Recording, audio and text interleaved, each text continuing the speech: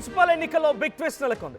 నారాయణపేట జిల్లా మక్తల్ మున్సిపాలిటీలోని ఓ వార్డులో పోటీ చేస్తున్న బీజేపీ అభ్యర్థి బలన్మరణానికి పాల్పడడంతో ఇప్పుడు ఆ వార్డులో ఎన్నిక రద్దు చేశారు.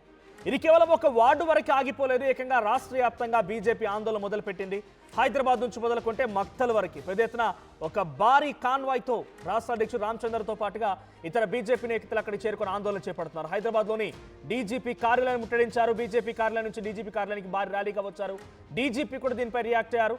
అయితే మహాదేవప్పని ఏకంగా అక్కడి మంత్రి బెదిరించారని, ఒత్తిడికి లోనయ్యే ఆయన ఈ రకంగా బలన్మరణానికి పాల్పడ్డాడని బీజేపీ నేతలు ఆరోపిస్తున్నారు. సో మహాదేవప్ప ఆయన కంటెస్ట్ చేస్తున్నటువంటి అదే వార్డులో నుంచి ఇతర ఆయన కుటుంబీకులే వేరే వేరే పార్టీలో నుంచి కంటెస్ట్ చేస్తున్నారంట. సో మహాదేవప్ప ఒక గిరిజనుడైనందుకే ఆయన ఇంతలా ఒత్తిడికి గురి చేసి ఆయనపై కుట్రలకు తెరలేపి ఆయనని ఒక మానసిక ఒత్తిడిలోనే విధంగా చేసి బలన్మరణానికి పాల్పడే విధంగా చేశారు. సో రాత్రి మహాదేవప్ప బలన్మరణానికి పాల్పడ్డాడు. సో ప్రస్తుతం హైటెన్షన్ వాతావరణం నెలకొంది. కేవలం మక్తల్ నియోజకవర్గ పరిధిలోనే, ఆ మున్సిపాలిటీ పరిధిలోనే కాదు, తెలంగాణ రాష్ట్ర వ్యాప్తంగా బీజేపీ శ్రేణులు ఆందోళన వ్యక్తం చేస్తున్నారు. సో విజువల్స్లో మనం చూస్తున్నాం మహాదేవప్ప భార్య, మహాదేవప్ప కుటుంబం ఆందోళన చేపడుతోంది. అక్కడికి చేరుకున్న బీజేపీ నేతలు తమ వాదన వెలుగక్కుతున్నారు. ఏకంగా మంత్రి పేరు ఇక్కడ వినబడుతోంది. మంత్రి వాకిటి శ్రీహరే ఆయనని ఈ రకంగా మానసిక ఒత్తిడి గురి చేశారని, లేకపోతే ఆయనని ఈ రకంగా ఇబ్బందులకు గురి చేశారని, విత్డ్రా చేసుకోవాలని, లేకపోతే కంటెస్ట్ చేయకుండా ఆగిపోవాలని, ప్రచారం చేయకూడదని సో తనపైన ఒత్తిడి తీసుకొచ్చారని చెప్తున్నారు. సో ప్రజెంట్ మక్తల్కి చేరుకున్నారు బీజేపీ శ్రేణులంతా కూడా. సో ప్రజెంట్ బీజేపీ శ్రేణులంతా మక్తల్ ఆందోళన చేపడుతున్నారు. మహాదేవప్ప మృతదేహాన్ని మక్తల్ ప్రభుత్వ ఆసుపత్రి తరలించినట్టు తెలుస్తోంది. సో అక్కడ పోస్ట్ మార్టం నిమిత్తం తరలించారు. ఇప్పటిదాకా డీజీపీ కూడా ఒక మీడియా కాన్ఫరెన్స్ అరేంజ్ చేశారు. ఆయన అక్కడ కూడా మాట్లాడుతూ ఇప్పటివరకు ఎటువంటి ఫిర్యాదు అందలేదు. సో మహాదేవప్ప మరణం పైన, ఆయన మృతి పైన మాకు ఫిర్యాదు అయితే కుటుంబ సభ్యులు ఫిర్యాదు చేస్తే మేము విచారణ చేపడతామంటున్నారు. సో మనం ఈ లైవ్ చేసే సమయానికి మక్తల్ నుంచి వాకిటి శ్రీహరి కూడా మీడియా కాన్ఫరెన్స్ అరేంజ్ చేశారు. ఆయన చెప్తున్న మాట ఏంటంటే, నేను ఎవరికి ఎటువంటి ఫోన్ చేయలేదు, ఎవరిపైన ఒత్తిడి తీసుకురాలేదు, ఆయన అక్కడి నుంచి పోటీ చేస్తున్న విషయం కూడా నాకు పూర్తిగా తెలియదు. నేను మా అభ్యర్థిని గెలిపించుకోవాలని రకంగా ప్రయత్నం చేస్తున్నాను, కానీ అవతల పార్టీ వాళ్ళు ఎవరున్నారు, ఎవరు చేస్తున్నారు నాకు అన్నీ అవసరం లేదని చెప్తున్నారు. ఆయన ఎంక్వైరీ చేసినా కూడా నేను సిద్ధంగా ఉన్నానని చెప్తున్నారు. ముందుగా ఆయనకి ఎటువంటి ఫోన్స్ వచ్చాయి, ఎవరెవరు ఫోన్ చేశారు, ఎవరితో మాట్లాడారు, ఇవన్నీ విషయాలు తెలిస్తే మరిన్ని అప్డేట్స్ బయటకు వచ్చే అవకాశం ఉంది. ఎంక్వైరీ చేయాలని కూడా కోరుతున్నాను అని వాకిటి శ్రీహరి అంటున్నారు. బిఫోర్ వి కంటిన్యూ, ఒకసారి మా ప్రతినిధి శివాజీ ఉన్నారు ఫోన్ లైన్లో. శివాజీ నుంచి మరిన్ని అప్డేట్స్ తెలుసుకుందాం. శివాజీ, ఏం జరుగుతోంది? మక్తల్కి పెద్ద ఎత్తున బీజేపీ శ్రేణులు చేరుకున్నారు, అక్కడ ఆందోళన చేపడుతున్నారు. డీజీపీ కార్యాలయం దగ్గర కూడా బీజేపీ శ్రేణులు ముట్టడించారు, అక్కడ ఆందోళన చేపట్టారు. సో మహాదేవప్ప మరణం ఇప్పుడు రాష్ట్ర వ్యాప్తంగా రాజకీయ వేడికి రాజుకుందని చెప్పాలా? మక్తల్ మున్సిపాలిటీలో 6వ వార్డులో బీజేపీ అభ్యర్థిగా మహాదేవప్ప పోటీ చేసిన తర్వాత ఈ యొక్క నామినేషన్లు విత్డ్రా చేసుకోవాలని ఒకవైపు, నామినేషన్ వేసిన తర్వాత నువ్వు గెలుపు ఖాయమైన తర్వాత, గెలుపు అయిన తర్వాత కూడా మిమ్మల్ని కిడ్నాప్ చేస్తాము, లేదా మీ పైన అనేక కేసులు బనాయిస్తామని చెప్పేసి గత 2 రోజులు 4 రోజుల నుంచి కూడా మహాదేవప్పకి ఒత్తిడి తీసుకురావడం పట్ల మహాదేవప్ప బలన్మరణం పాల్పడ్డాడని చెప్పేసి తన భార్య సత్యమ్మ కూడా చెప్పినటువంటి పరిస్థితి. ఈ యొక్క ఘటనతో తెల్లవారుజామున మహాదేవప్ప బలన్మరణానికి పాల్పడడంతో ఒక్కసారిగా మున్సిపాలిటీ అటు రాష్ట్ర వ్యాప్తంగా కూడా మహాదేవప్ప ఒక చర్చనీయాంశంగా మారింది. మహాదేవప్ప మృతదేహాన్ని ప్రభుత్వ హాస్పిటల్లో పోస్ట్ మార్టం నిమిత్తం ఉంచడంతో ఇక్కడ స్థానిక ఎంపీ డీకే అరుణ చేరుకున్నారు గత కొద్ది నిమిషాల క్రితమే. ఆ తర్వాత రాష్ట్ర అధ్యక్షుడు రామచంద్రరావు కూడా చేరుకున్నారు. మహాదేవప్ప మృతదేహానికి పూర్తిగా కారణము, మహాదేవప్ప బలవన్మరణానికి కారణము కేవలము ఈ యొక్క మంత్రి వాకిటి శ్రీహరే, కాంగ్రెస్ ప్రభుత్వం మీద బాధ్యత వహించాలి. గతంలో ఇది ఒక్కటే కాదు, మహాదేవప్పతో పాటుగానే ఒక బడుగు బలహీన వర్గాలకు చెందిన మహాదేవప్పను ఇలా ఒత్తిడి చేసి ఇతను బలవన్మరణానికి పాల్పడడానికి కారణం మంత్రి రాష్ట్ర ప్రభుత్వం. శివాజీ, ఎన్నికల్లో ప్రత్యర్థుల వ్యూహ రచన ఎంత కామన్ గానే ఉంటుంది, కానీ ఇక్కడ ఒక జాతీయ పార్టీ నుంచి పోటీ చేసే వ్యక్తి, అక్కడ ఇన్ఛార్జులు ఉంటారు, లేకపోతే రకరకాల వ్యవస్థ ఉంటుంది. సో అటువంటి మహాదేవప్ప ఎందుకు ఆయన మరణించాల్సి వచ్చింది, బలన్మరణానికి పాల్పడ్డాడు? సో ఆయన ఎక్కడైనా ఎవరితోనే పంచుకున్నాడా? ఎన్నికలు అనగానే ఒక సరంజామా లేకుంటే ఒక చుట్టూ జనం ఉంటూ ఉంటారు, ఎవరికైనా పంచుకున్నాడా ఆయన? ఏం జరిగింది ఏంటి అనేది కుటుంబానికి కానీ, తోటి బీజేపీ నాయకులకు కానీ, ఎందుకు ఆయన ఇంత డెలికేట్గా ఎన్నికల రంగంలోకి దిగిన తర్వాత తనంతట తానే ఈ రకంగా ఆలోచించడానికి గల కారణం ఏంటి? గతంలో అంటే బలవన్మరణానికి పాల్పడక ముందు కూడా, నామినేషన్ వేయక ముందు కూడా అనేక ఒత్తిళ్లు వచ్చాయి. ఈ యొక్క 3 కుటుంబాలకు చెందినటువంటి ఎరుకల కులానికి చెందినటువంటి కుటుంబాలే ఉండడంతో ముగ్గురు కుటుంబాలకు చెందిన అన్నదమ్ముల పిల్లలు వీళ్ళందరూ కూడా పోటీ చేయడము, ఒక్కొక్కరు ఒక్కొక్క పార్టీ నుంచి పోటీ చేయడం, మహాదేవప్ప బీజేపీ పార్టీ నుంచి పోటీ చేయడం జరిగింది. ఈ నేపథ్యంలోనే ఒత్తిళ్లు భరించలేక హైదరాబాద్కి వెళ్ళడము, హైదరాబాద్ నుంచి కూడా పోటీ చేయాలని చెప్పేసి కూడా బీజేపీ ఇక్కడ శ్రేణులు తనని అడగడము, తర్వాత ధైర్యం చెప్పడంతో వచ్చి పోటీ చేయడం జరిగింది. ఈ నేపథ్యంలోనే నిన్న జరిగినటువంటి భారీ ఎన్నికల ప్రచారం అవుతుందో నిన్నటి ముగింపుతోటి నిన్న మహబూబ్నగర్ ఎంపీ డీకే అరుణ స్వయంగా పెద్ద ఎత్తున ర్యాలీ నిర్వహించారు.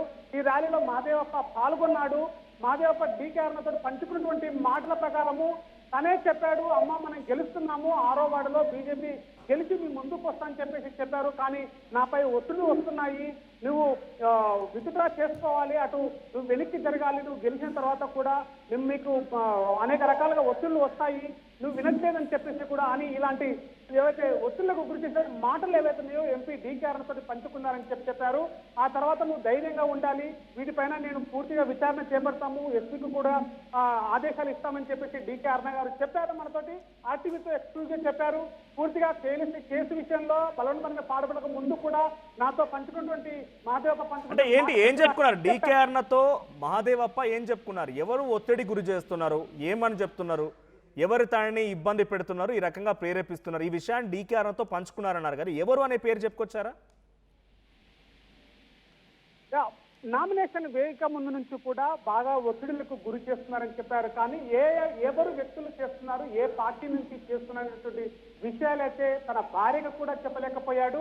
నాకు తెలుసు ఎవరు ఒత్తిడి చేస్తున్నారు, ఎవరు ఫోన్లు చేస్తున్నారు, నన్ను బెదిరింపులకు ఎవరు పాల్పడుతున్నారనే విషయం కూడా నేను మీకు చెప్పను, కానీ నాకు ఒత్తిడి మాత్రము చాలా ఉంది అని చెప్పేసి తన సొంత భార్యకు చెప్పడమే జరిగింది తప్ప ఎవరు ఒత్తిడి చేస్తున్నారు, ఏ పార్టీ నాయకులు ఒత్తిడి చేస్తున్నారు తన పైన అనేటువంటి విషయం మాత్రం మహాదేవప్ప చెప్పలేకపోయిన పరిస్థితి.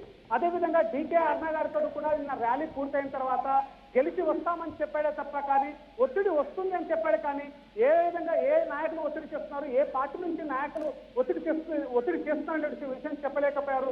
కానీ అమ్మ ఒత్తిడి మాత్రం వస్తుంది, నాకు చాలా ఫోన్లు వస్తున్నాయి అని చెప్పేసి మాత్రం ఎంపీ డీకే అరుణ గారు చెప్పారు. ఎంపీ చివరిగా మహాదేవప్ప ఎవరితో మాట్లాడారు? కుటుంబంతో మాట్లాడారా, తర్వాత ఇంకెవరు లీడర్స్ తో మాట్లాడారా, ఏం పంచుకున్నారు ఆయన? సరే ఉదయాన్నే ర్యాలీ అయిపోయింది, డీకే అరుణ గారితో ఏదో పంచుకున్నారు, అక్కడ నుంచి వెళ్ళిపోయారు. సో చివరిగా నిన్నటితో సాయంత్రానికి అలా ప్రచారం ముగిసింది కాబట్టి ఎవరితో ఆయన డీటెయిల్స్ పంచుకున్నాడు, ఏం చెప్పాడు? కుటుంబంతో మాట్లాడా? చివరగా ప్రచారం అంతా పూర్తి అయిన తర్వాత రాత్రి పడుకునే ముందల భార్య పిల్లలతోటి ఉన్నారు. కానీ భార్యతోటి తన పైన వస్తున్నటువంటి ఒత్తిడి ఏదైతే ఉందో ఆ ఒత్తిడి గురించి చెప్పే ప్రయత్నం చేశారు.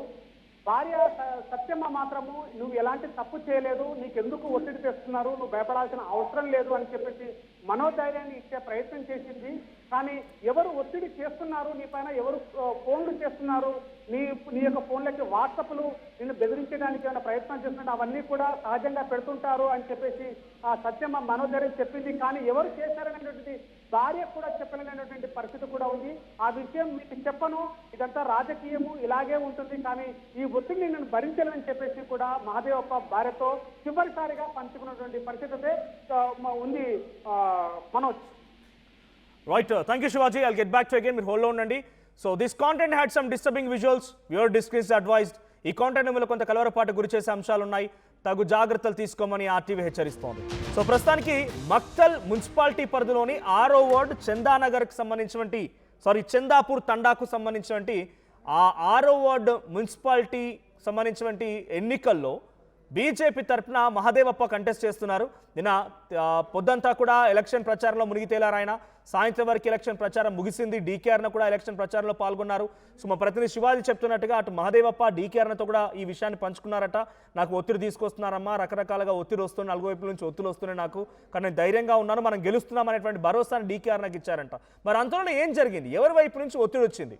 సో ప్రధానంగా ఇప్పుడు బీజేపీ చెప్తున్న ప్రకారంగా అధికార కాంగ్రెస్ పార్టీకి సంబంధించిన మంత్రి వాకిటి శ్రీహరి నుంచే ఒత్తిడి వచ్చింది, బెదిరింపులకు పాల్పడ్డారు.